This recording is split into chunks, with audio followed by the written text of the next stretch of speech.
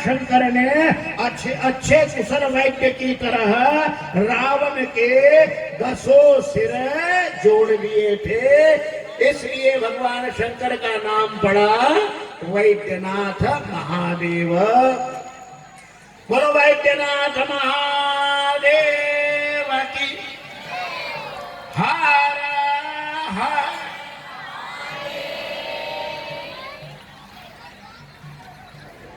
सौराष्ट्र सोमनाथम च श्रीशैले मल्लिकार्जुन उजन्या महाकारम ओंकारम अमृतम परण्याम वैद्यनाथम च डाकिन्याम भीमशंकर।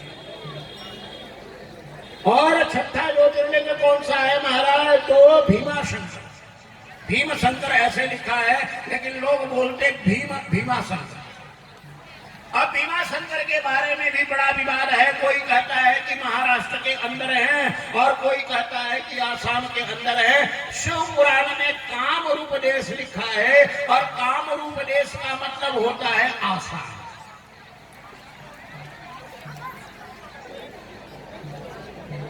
कई बार कालांतर में ऐसा होता है कि उपलिंग को भी ज्योतिर्लिंग बोलते हैं।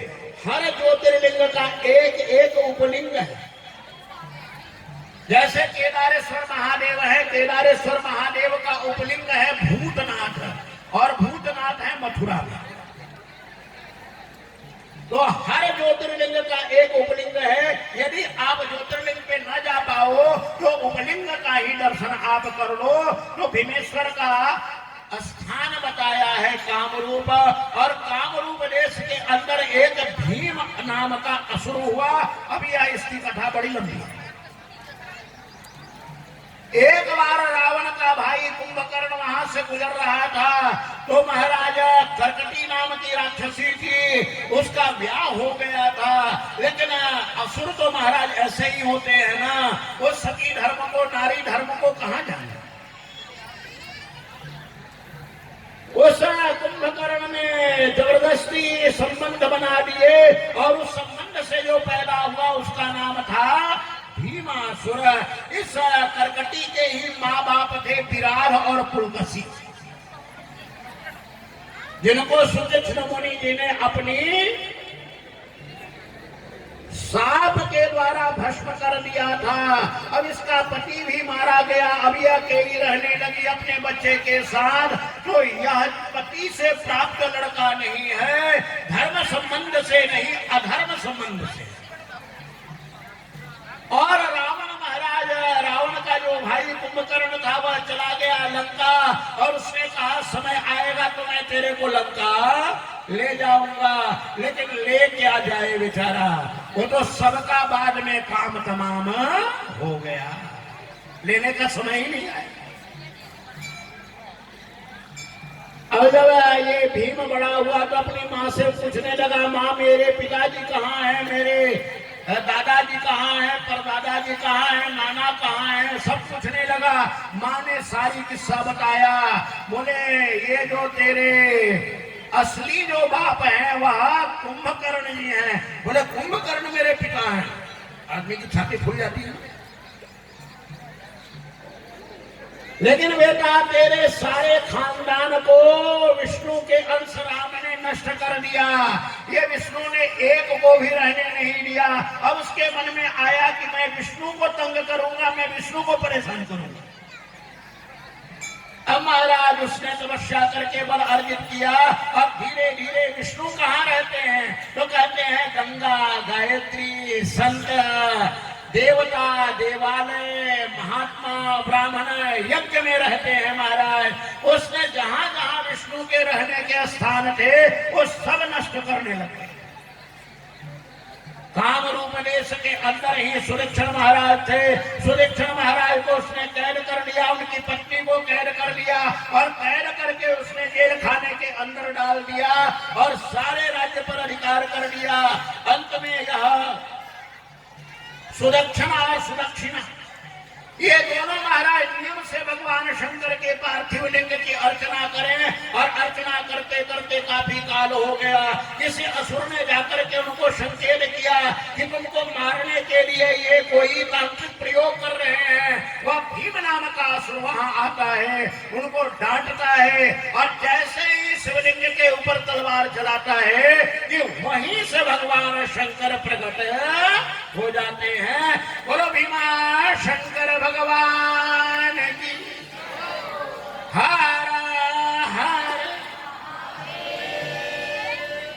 भीम मतलब कठोर। उस असुर के लिए भगवान शंकर काल बन के आए, उसको मार डाला और वहीं ज्योतिर्लिंग में स्थापित हो गए। इस तरीके से भीमा शंकर की कथा संपूर्ण हो जाती है। देखो रहस्य बस नाने लगे तो बताया ना 3 घंटे लगेंगे। सौराष्ट्रे सोमनाथम च श्रीशैले मल्लिकार्जुनम उज्जैन्याम महाकालम ओंकारम अमरेश्वरम परल्याम वैद्यनाथम च डाकिन्याम भीम शंकरम। अब इसके बाद नंबर आता है सेतु बंधे दुरामेशम। भगवान श्री रामचंद्र जी के ऊपर प्रसन्न होकर के भगवान शंकर ने वही ज्योतिर्लिंग के रूप में अपने को प्रकट किया। और आज जो भगवान श्री रामचंद्र जी के द्वारा स्थापित लिंग है, उस लिंग में राम की शक्ति, शिव की शक्ति, दोनों की शक्ति समाई हुई है। जिस समय रावण के ऊपर विजय प्राप्त करने के लिए समुद्र के किनारे भगवान शंकर ने आशीर्वाद दिया था रामचंद्र जी को, वही रामेश्वर ज्योतिर्लिंग है समुद्र के किनारे। और यह 7वां ज्योतिर्लिंग हो गया। बोलो रामेश्वर भगवान की। नागेशम दारुका बन, और दारुका बन के अंदर भगवान शंकर किस ज्योतिर्लिंग रूप में स्थापित है? तो कहा नागेश्वर लिंग में स्थापित है। सोमनाथ के पास जाओगे ना तो सोमनाथ से कुछ किलोमीटर दूरी ही जाकर के नागेश्वर महादेव का मंदिर है। दारुका को आजकल द्वारिका कहते हैं।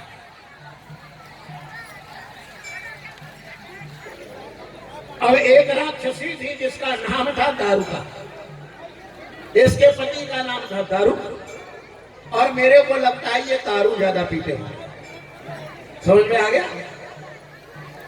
राक्षस है ना। ऐसे संस्कृत में दारू कहते हैं लकड़ी को, जंगल को।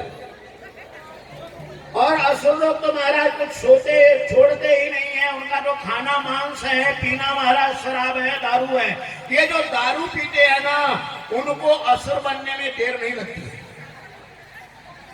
इसलिए कई बार हम माताओं बहनों को कहते हैं, चाहे घर में शराब पी करके पति आए, चाहे बेटा आए, चाहे ससुर आए, चाहे जेठ आए, आप यह समझ लेना असुर है। हमारी बात पक्की है? पक्की है तो जरा बताओ, बजाओ ताली। और चाहे अपने यहां कोई भी हो, उससे सावधान रहना।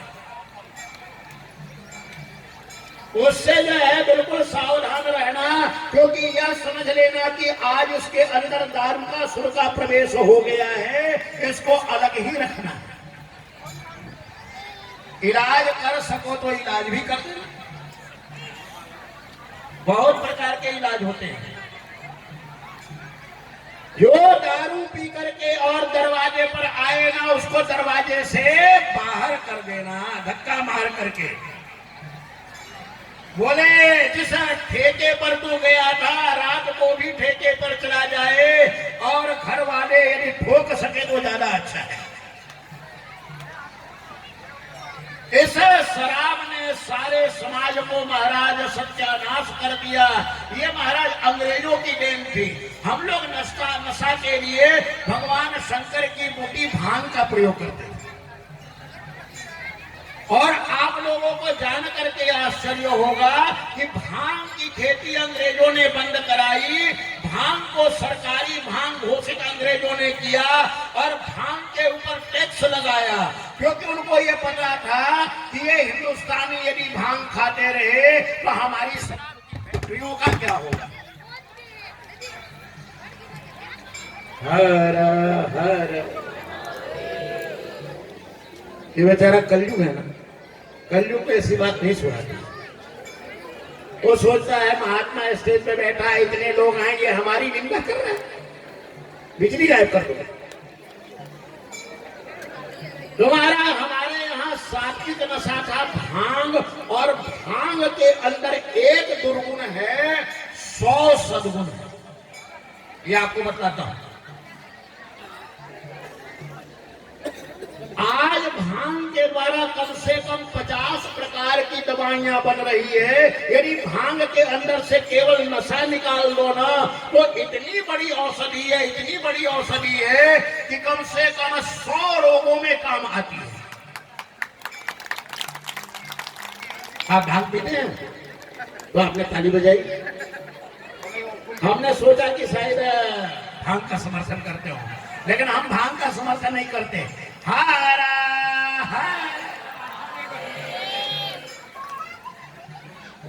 भांग भी बुरा है, कोई भी नशा बुरा है, लेकिन यदि लेने की भी हो तो सात्विक लेना चाहिए। और हम लोग बनारस में बाबा की बूटी कह के थोड़ा सा लेते थे, कैसा आनंद आता है। और जब कभी कीर्तन जागरण आइए तो लोग हल्का फुल्का, लेकिन ये सात्विक है, ये तामसिक नहीं है।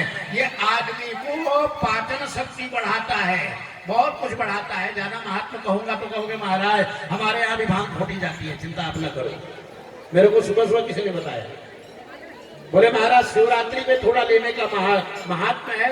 और राजस्थान में तो महादेव जी को हाँ घोटे घोटे नादियो रे घोटे रे गणेश, सारा खानदान मिलके घोटता है। मैं नापासन में रहता था ब्राह्मणों के बीच में महाराज, तो वहां ऐसा है भजन घोट बोल बोल करके ना, और महाराज खूब भांग घोटते थे। भोलानाथ अमली मारा शंकर अमली, ये नापासन मैंने बहुत 30 साल पहले सुना था। भोलानाथ अमली मारा शंकर अमली, कमाई पकड़ ली मारा को जी। भोलानाथ अमली रे मारो शंकर अमली, कमाई पकड़ ली मारा को जी। अरे कमाई पकड़ ली मारा को जी। भोलानाथ अमली जी मारो शंकर अमली, कमाई पकड़ ली मारा को जी। बड़ा लंबा भजन है, उसमें आता है एक जगह, इतना मेरे को याद है, घोटे घोटे नादियो रे घोटे रे गणेश। मैंने कहा बात, गणेश जी को भी घोटने में लगा दिया, गौरा माता को भी घोटने में लगा दिया। पूरा खानदान ही घोट रहा है महाराज। और घोट घोट करके गोला चढ़ा करके बम भोले। आज काशी के अंदर जाओगे ना तो हर गली में मिलेंगे आपको बम भोले। लेकिन नशा नशा है, जितना त्याग कर सको। भगवान शंकर तो महाराज जहर पीते हैं, भगवान शंकर आग धतूरा और ऐसे ऐसे जहर खा जाते हैं। महादेव जो करते हैं वो हम करने में समर्थ नहीं है, इसलिए महादेव का अनुकरण नहीं करना चाहिए, महादेव की पूजा करनी चाहिए। गुरु शंकर भगवान की। अब दारुका राक्षसी ने महाराज भगवती से आशीर्वाद प्राप्त कर लिया, ऐसा नगर प्राप्त कर लिया कि वह नगर कहीं भी जा सकता था। उसके कारण उसका पति भी गर्वित हो गया। अब एक बार उन असुरों ने खूब तंग किया महात्माओं को, तो ब्राह्मण लोग मिलकर के अर्व ऋषि के पास गए।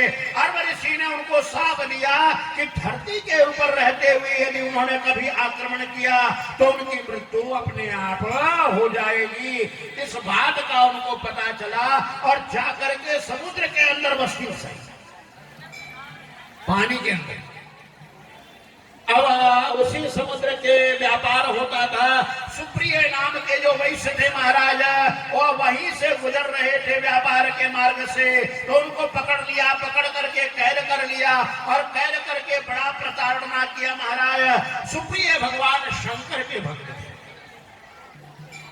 कारागार में रहते हुए भी महादेव की आराधना का एक दिन भी नागा नहीं किया, खाली नहीं किया। महादेव का पार्थिव लिंग बना करके नित्य पूजन करे और महादेव से प्रार्थना करें, बोले महादेव आप कहाँ हैं? कृपा करें, कृपा करें। एक दिन वह असुर आया और उनके ऊपर अत्याचार करने लगा। जैसे ही शिवलिंग के ऊपर वह प्रहार करने लगा तो उसी के अंदर से भगवान शंकर प्रकट हो गए। बोले नागेश्वर भगवान। भगवान कैसे प्रकट हुए? तो जैसे नाग बिल में से निकल के प्रकट होता है, जैसे नाग फुफकार मारते हुए प्रकट हो जाता है। और भगवान शंकर ने उन असुरों का कहा कि भाई अब तुम यहाँ से निकल जाओ। असुर का नाश कर दिया और वहीं पर ज्योतिर्लिंग में स्थापित हो गए और उनका नाम पड़ा नागेश्वर महादेव। नागेश्वर महादेव की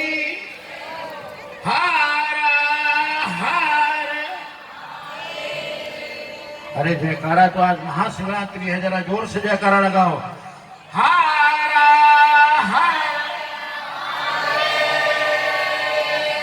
हारा हारा।